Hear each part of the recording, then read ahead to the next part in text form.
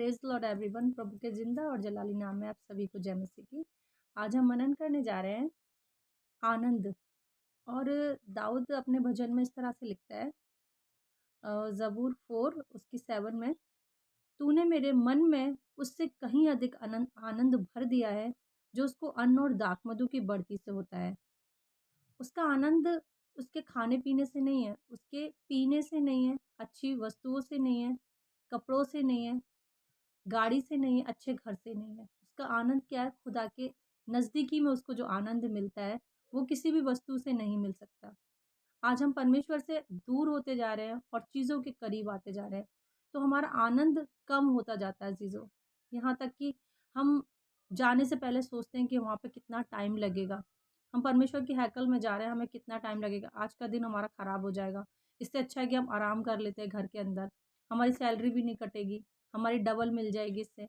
लेकिन हम ये सब चीज़ें हमारे मन में आती हैं और हम खुदा से दूर होते जाते हैं और वो आनंद भी घटता चला जाता है। लेकिन हमें चाहिए था कि हम परमेश्वर की नज़दीकी में जाएँ, क्योंकि आनंद की भरपूरी तो उसी से है अज़ीज़ों। अगर हम अपने आप को आनंद से भरना चाहते हैं, तो हमें परमेश्वर के नज़दीकी में आना पड़ेगा, उसके करीब आना पड़ेगा। क्योंकि और सारी चीज़ों को हम जब देखते हैं, तो ये सब चीज़ें ख़त्म हो जानी है, कुछ भी नहीं है। क्योंकि परमेश्वर का वचन कहता है कि जब तुम मेरे पास आते हो, मुझे चख कर देखो, मुझे परख कर देखो कि यहोवा कैसा भला है। और हम जब उसके पास से, उसकी नज़दीकी में नहीं रहते और दूर-दूर भागते हैं, सिर्फ नाम के लिए परमेश्वर के पास आते हैं कि हाँ, हम खुदा तेरे पास आते हैं, सिर्फ एक कंटिन्यू। लेकिन हमें परमेश्वर की नज़दीकी में हमें मन से आना चाहिए, दिल से उसके पास आना चाहिए। क्योंकि जब तक घर में सुकून, शांति, कलेश तब तक रहेंगे जब तक हम परमेश्वर की नज़दीकी में नहीं आ सकते। हमारे पर कर्ज़े तब तक रहेंगे जब तक हम परमेश्वर की नज़दीकी में नहीं आ सकते। कलेश तब तक रहेंगे जब तक हम परमेश्वर की नज़दीक में नहीं आ सकते।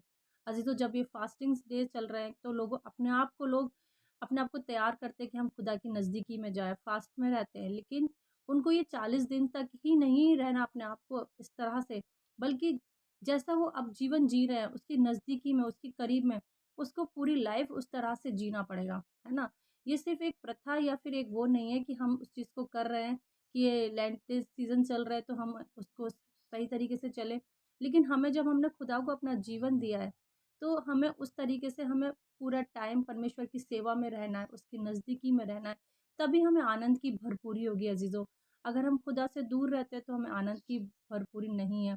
हम उन चीज़ों को पास में लाना चाहते हैं, उन चीज़ों को पाना चाहते हैं, जो कि सुलेमान ने बोला कि सब कुछ व्यर्थ है, कुछ भी नहीं है। उसने कितना-कितना अच्छा अपने लिए चीज़ों को कलेक्ट करा, कितनी अच्छी चीज़ें उसने, घोड़े, सवार और सब कुछ उसके पास से, सोना-चांदी, लेकिन सब कुछ कहता है वो, उसने 32 बार बोला है कि सब कुछ व्यर्थ है।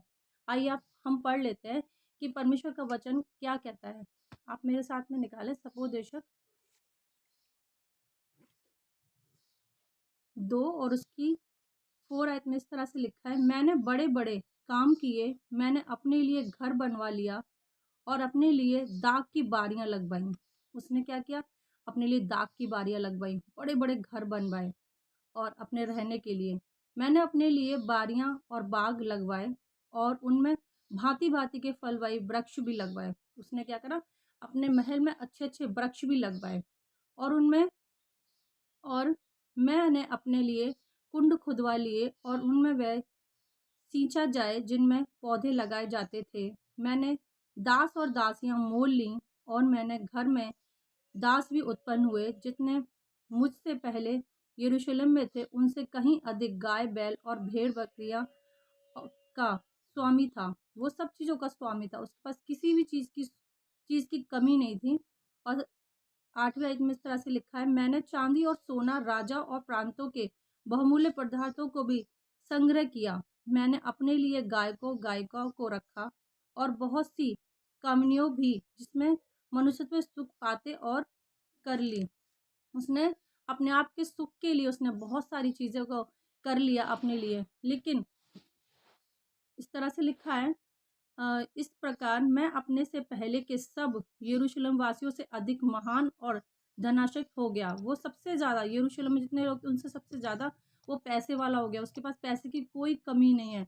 तो अभी मेरी बुद्धि ठिकाने नहीं रही, है ना? फिर भी उसकी बुद्धि, उसको संतुष्टि नहीं मिल रही, वो खुश नहीं हो रहा। और जितनी वस्तुओं को देखने की मैंने लालसा की, उन सबों को देखने से मैं ना रुका। मैंने अपना मन किसी प्रकार का आनंद भोगने से ना रोका, क्योंकि मेरा मन मेरे सब परिश्रम के कारण आनंदित हुआ और मेरे सब परिश्रम से मुझे यही भाग मिला। तब मैंने फिर से अपने हाथों के सब कामों को और अपने सब परिश्रम को देखा, तो क्या देखा? सब कुछ व्यर्थ है और वायु को पकड़ना और संसार में कोई लाभ नहीं। कोई भी लाभ नहीं। वो क्या कह रहा है कि सब कुछ व्यर्थ है। जैसे हम हवा को पकड़ते हैं और हमारे हाथ में कुछ नहीं होता, ऐसे ही इन सब चीज़ों के पीछे भागना सब कुछ व्यर्थ है। और इसकी 20 में इस तरह से लिखा है, तब मैं अपने मन में उस सारे परिश्रम के विषय में जो मैंने धरती पर किया था निराश हुआ। वो निराश हो गया। इतनी मेहनत करना, है ना? जवानी से लेके हमने 2-2 जॉब करी है, रात की भी, दिन की भी, और हम जा रहे हैं और हम चलते चले जा रहे हैं। हम खुदा को टाइम नहीं दे रहे हैं, है ना? कि अच्छा से अच्छा हो जाए हमारे लिए। अच्छे से अच्छे को हम कर सकें ताकि हमारी पुश्तें याद रख सके कि हाँ, हमारे लिए क्या करके गए। लेकिन अज़ीज़ों, जो हम जहाँ जोड़ते हैं ना, वहाँ हमें क्या होगा यहाँ पे तो सिर्फ़ कीड़ा और बेकार हो जाना है सब कुछ। परमेश्वर का वचन कहता है, खुदा का वचन कहता है कि सब कुछ व्यर्थ है। अगर तुम्हें मेरे पास आना है, तो सिर्फ़ खाली हाथ आइए और अपने दिलों को खोल कर के आइए। उसको सिर्फ़ हमारा दिल चाहिए कि हम उसके लिए अपना टाइम निकाल कर के उसकी नज़दीकी में आएँ।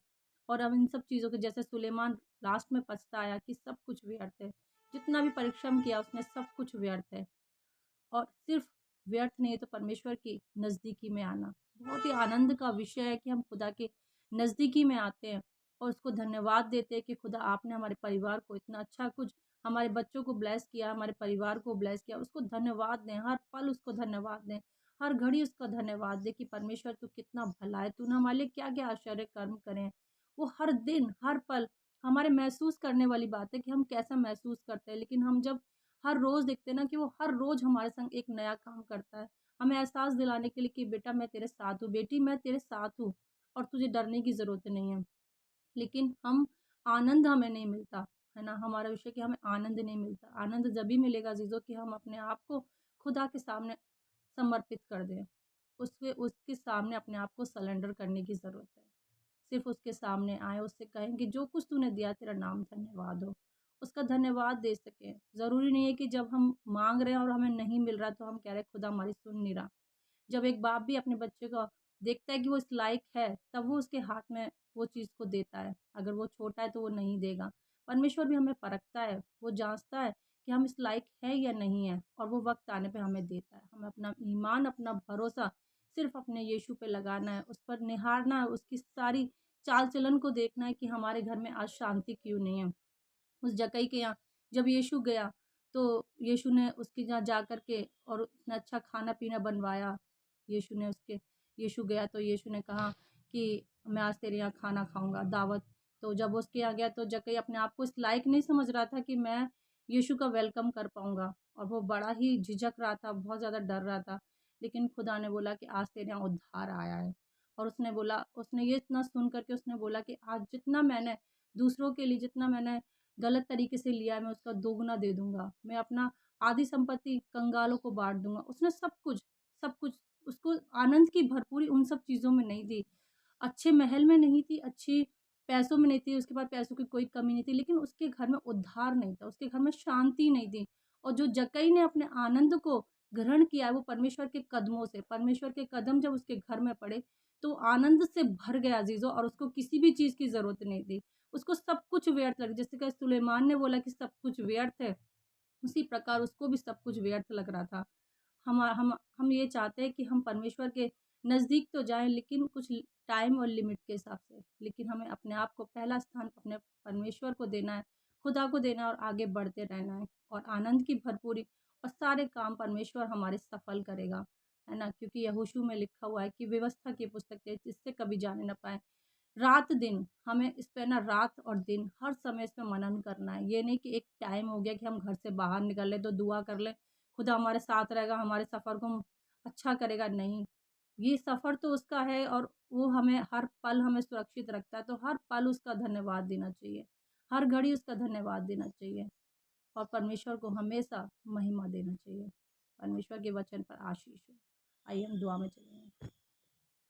धन्यवाद यीशु, हालेलुया, हालेलुया, हालेलुया। प्रभु धन्यवाद देती हूँ खुदावन यीशु मसीह कि आपने अपने वचन से पिता परमेश्वर हर एक को आशीषित किया है खुदावन यीशु मसीह। मैं दुआ करती हूँ पिता परमेश्वर, जिन घरों में पिता परमेश्वर शांति नहीं है, सुकून नहीं है खुदावन यीशु मसीह, किसी भी तंगी की हालत है पिता परमेश्वर, मैं दुआ करती हूँ पिता अपना अनुग्रह भरा हाथ रखकर खुदावन यीशु उन घरों को पिता परमेश्वर आप ब्लेस करें पिता परमेश्वर। तमाम तरह की टेंशन फिक्र खुदावन यीशु मसीह आपके नाम से जाती रहे पिता परमेश्वर। दुआ करती हूँ खुदावन यीशु हर एक को अपने नज़दीकी में लें पिता परमेश्वर। इन दिनों में पिता परमेश्वर जब आपके पिता परमेश्वर डेज चल रहे एंटी सीजन पिता परमेश्वर, मैं दुआ करती हूँ इन दिनों की कीमत ही नहीं बल्कि पिता परमेश्वर वो हर दिन पिता परमेश्वर आपके प्रेम को महसूस कर सके पिता परमेश्वर। हर दिन आपको आपके पिता परमेश्वर क्रूस की कथा को याद कर सके पिता परमेश्वर। मैं दुआ करती हूँ खुदा सब कुछ यीशु मसीह आपके हाथों में सौंपती हूँ यीशु मसीह। हर तरीके की परेशानी बीमारी यीशु मसीह आपके नाम से जाती रहे खुदावन यीशु। आपके मीठे और पवित्र नाम से यीशु के नाम से मांगते हैं, आमीन। God bless you.